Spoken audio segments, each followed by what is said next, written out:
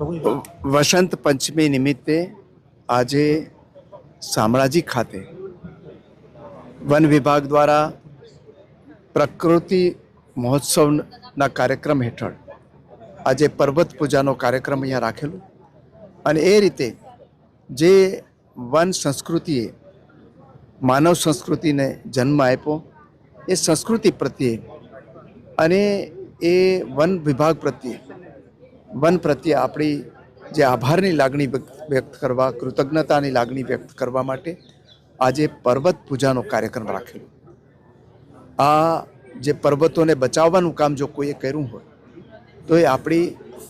આદિવાસી સંસ્કૃતિ અને આદિવાસી ભાઈ બહેનોએ કર્યું છે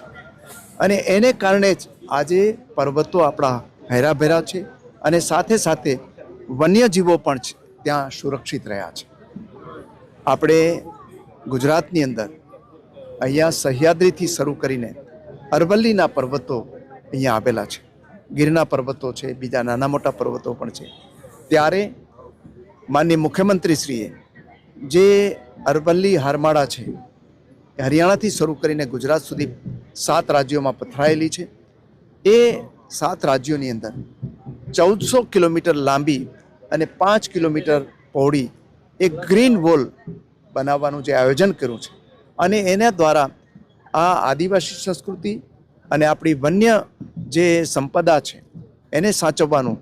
અને આખા ક્લાઇમેટનું સુરક્ષા કરવાનું જે બીડું ઝડપેલું છે એના પ્રત્યે પણ આજે આભારની લાગણી વ્યક્ત થઈ અને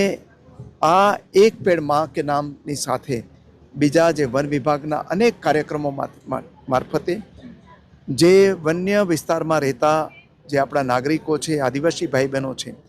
એમની લાઇવલીહુડમાં વધારો થાય, રોજગારી વધે